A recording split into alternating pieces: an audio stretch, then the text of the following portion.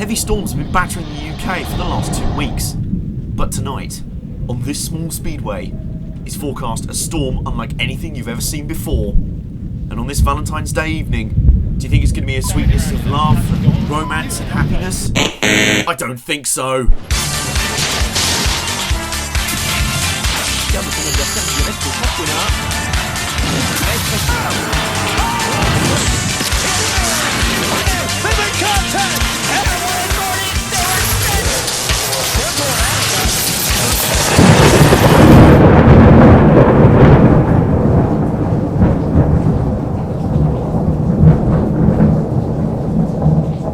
Yes, hello ladies and gentlemen, and welcome to the inaugural running of the NASCAR Abbot AleStorm Shootout here at the Crystal Palace Motor Speedway in South London. 24 of the NASCAR Sprint Cup Series best drivers are ready to go in an interesting format here, based vaguely off of the Eldora Mud Summer Classic.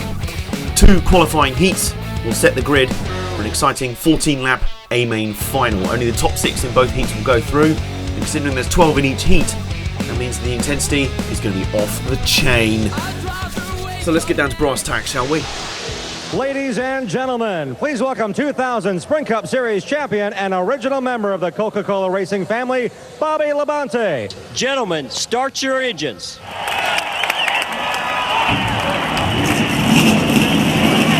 There we go.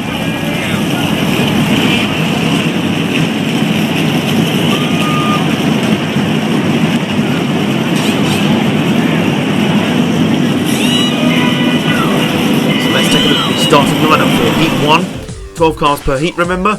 Only the top 6 go through, and the entire lineup was drawn by a random draw, which puts Paul Menard on the pole for Heat 1, alongside Brad Keselowski, so hopefully Menard will avoid getting jumped to the line by the guy on the outside again. That's never happened before. On row 2 on the inside is my personal favourite, Jeff Burton, in what potentially could be one of his last NASCAR races. We don't know how many more races he's going to be doing, and Dale Earnhardt Jr, the fan favourite, is alongside. On row 3 is Jimmie Johnson, who performed ever so well here in the Spitfire 400 before being taken out in a wreck halfway through the race, with Almirola alongside in his new STP paint scheme car. Behind them on row 4 is the Roush pairing of Carl Edwards, who also had a fairly miserable time at the Spitfire 400, and Ricky Stenhouse Jr on the outside of the Norsemobile, making his debut at the Crystal Palace Motor Speedway. Behind them on row 5, it's David Ragan and JJ Yaley, 2 cars who were not here in time for the Spitfire 400, but they're making their debut here in the UK. Very good to see them both. Remember, David Ragan took that amazing upset victory at Talladega in 2013. Can he repeat his heroics? Well, it's a short track and not a plate race, so we'll have to find out. And on the final row, it's a pair of Toyotas, Denny Hamlin, having recovered from his back injury, and Brian Vickers, who takes over the number 55 car, which Mark Martin ran to a third or at least a top 5 finish in the Spitfire 400. So he had an excellent run there, so I'll be hoping for big things. Race details, it's 8 laps, and that's about it really. It can't be any simpler. The top 6 cars progress, so all the action in this first heat will pretty much be around the 6th place transfer spot. Although obviously it will set the grid for the final, so the higher up you finish, it will obviously be beneficial, because this is Heat 1. Whoever wins this heat will get the pole for the A-Main final. So there's a lot of impetus to get up the front and perform well here. But enough claptrap, enough talking, enough words. Let's get ready, ladies and gentlemen, to bring the noise!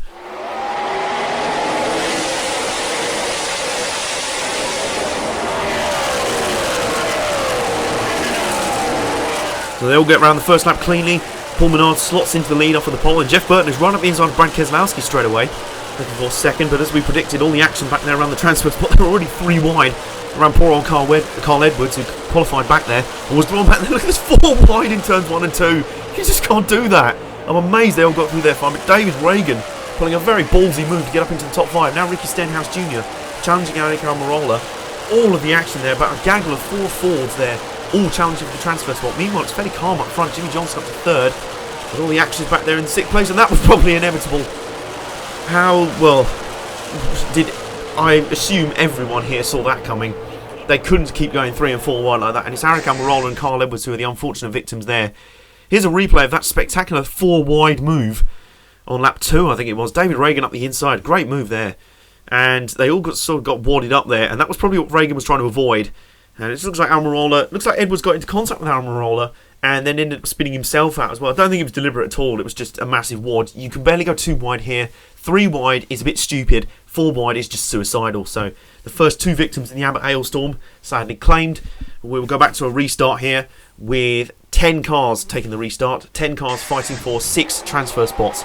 So, well, I expect the intensity will just be as much again. As Paul Menard is nerfed out of the way on the restart, and he's in big trouble here.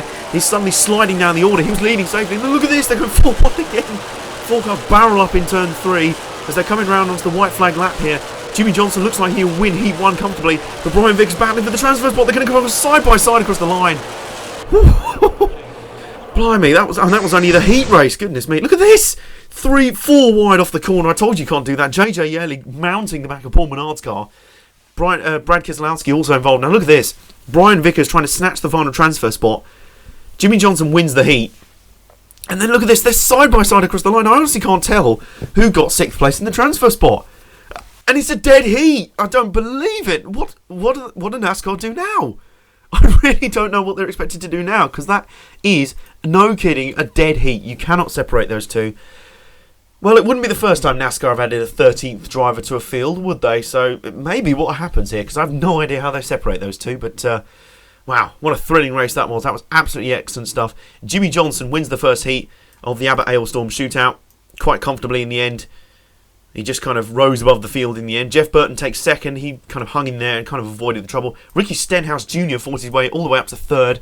David Ragan, what an excellent performance, getting up to 4th. Dale Earnhardt Jr. sneaks home in 5th. And then, well, a dead heat, a tie for 6th place in the final transfer between Denny Hamlin and Brian Vickers. They just can't separate it. Behind them, it was JJ Yerley, Brad Keselowski, and Paul Menard, the walking wounded, first to last in 2 laps. That's going to be a bit embarrassing for him. Almost got to feel sorry for the big yellow fella, but not quite, because this is the Abbot AleStorm and we have no time for girly things like sympathy and niceness and, oh, what a shame. No, he just wasn't tough enough. So we have 6 of our A-main finalists.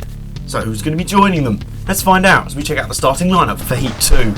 Jeff Gordon starts on the pole after a random draw with Matt Kenseth, the 2013 championship runner-up, on the outside. His teammate Kyle Busch is on the inside of row 2.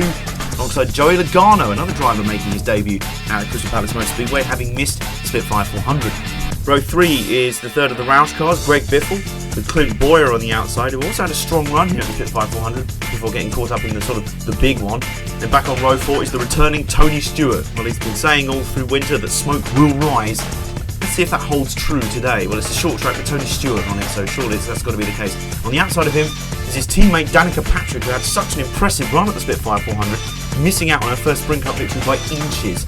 And the man who denied her that win is a couple rows back. On row 5, however, is Jamie McMurray, another debutant at Crystal Palace Motor Speedway, and Dave Blaney on the outside. And on the final row is Marcus Ambrose, the Spitfire 400 winner, and Casey Kane on the outside. So let's get ready. Another 8 laps of mayhem, machination, and madness, basically. We are underway. It's green flag is out. Heat 2 is underway. Rotated feed start yet again. We're going 3 wide against Marcus Ambrose. Goes up the inside Jamie McMurray. Making round from the back early. And we've already got trouble. Goodness me. We barely even made it round a lap that time. We've already got 2 cars wadded up in the wall in turns 1 and 2. And it looked like a simple sort of chain reaction there.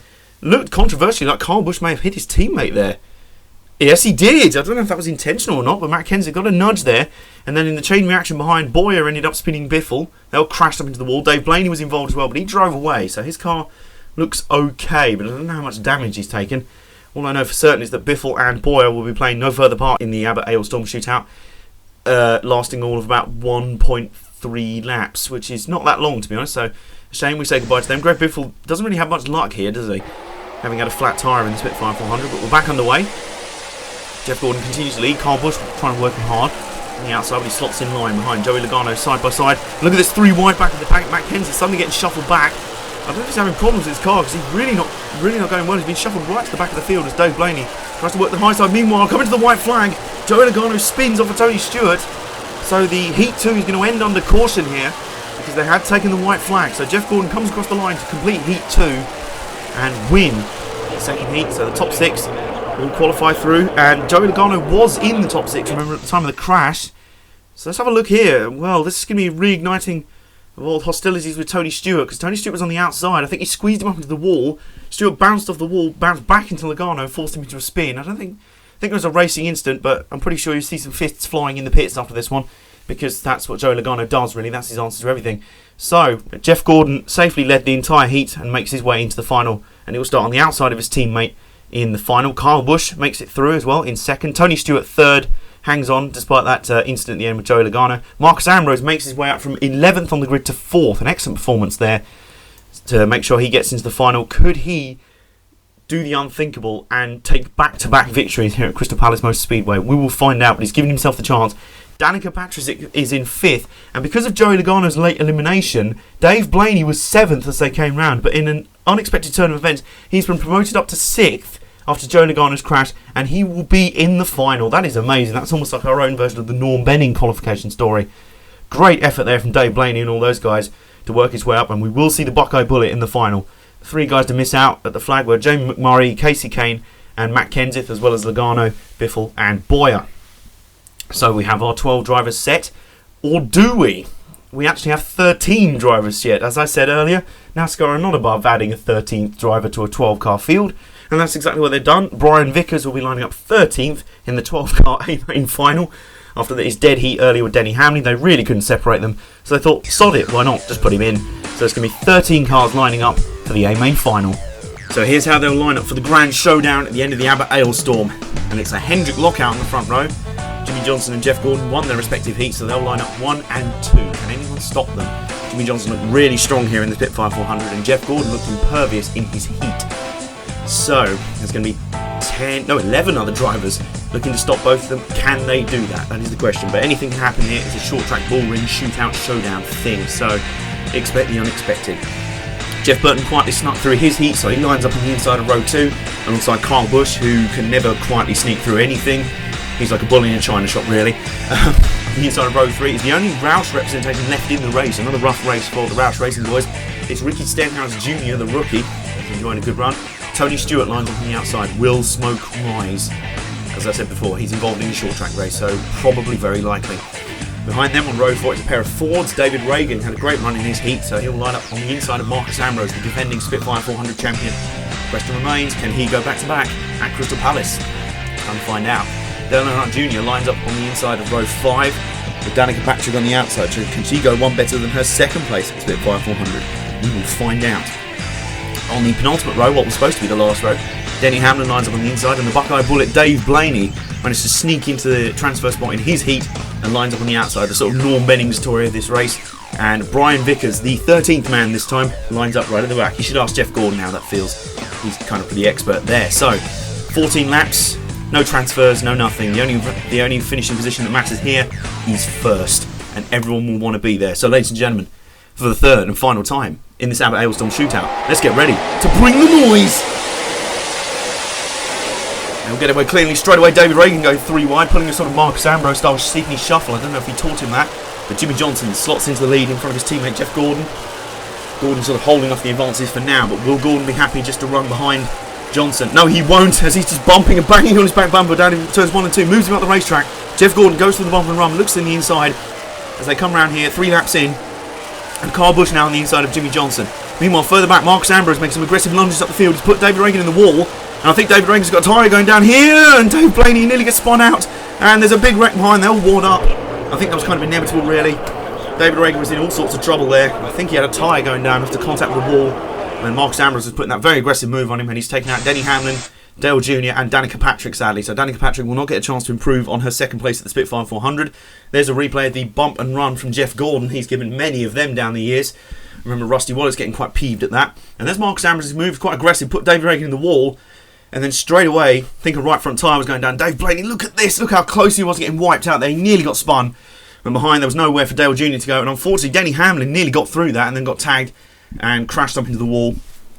So 4 cars out, less than halfway into the Abbot AleStorm shootout A-main final. As you can see there, they're being towed away now. Shame for David Ragan, he was having a really good run. He was kind of a underdog to even get out of his heat, so to get to the final would have been a good result for that team. The team that took their upset shot victory at Talladega last year, that will still be their proudest moment. So let's get ready to restart at about lap 9.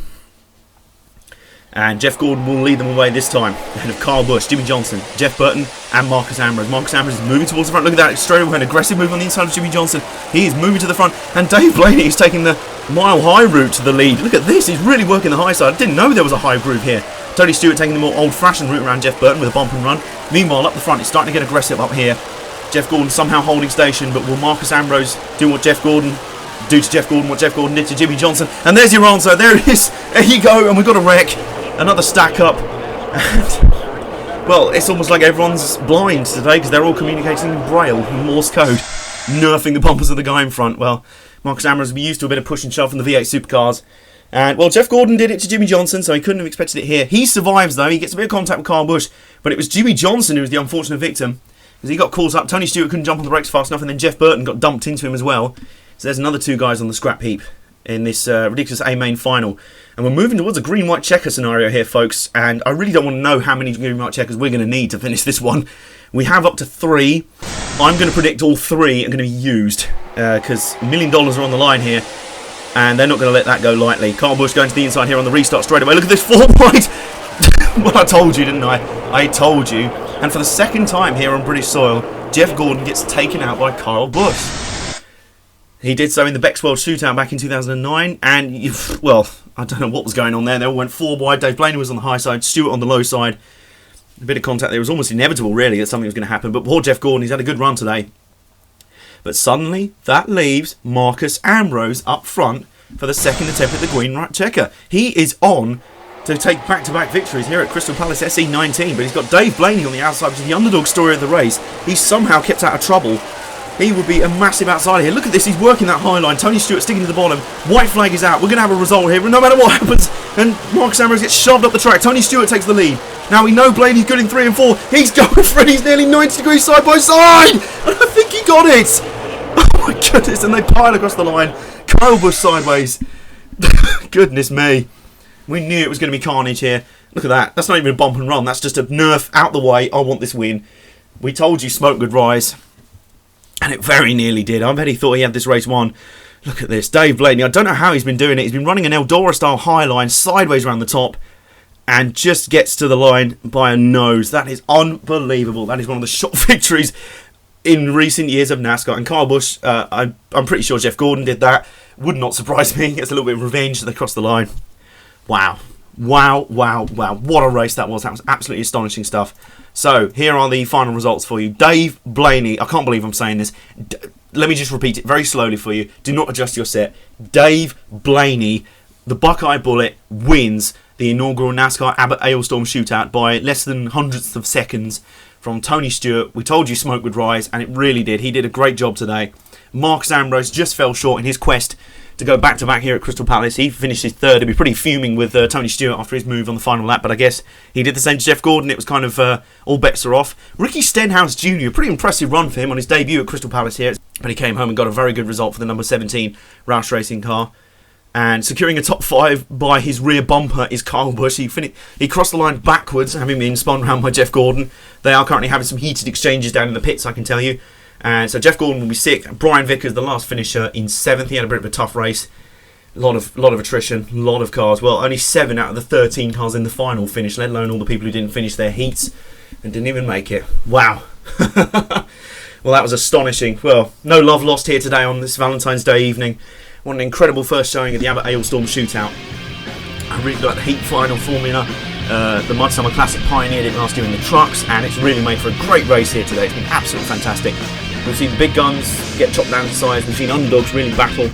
We've seen the revealing stat that there's actually more than one line here. You think at a flat short track it's literally the inside or the highway, but Dave Blaney somehow I can only think he was like using the rubber as a sort of dirt track thing. And speaking of Dave Blaney, there you go, he's off on his Polish victory lap, and boy hasn't he earned it.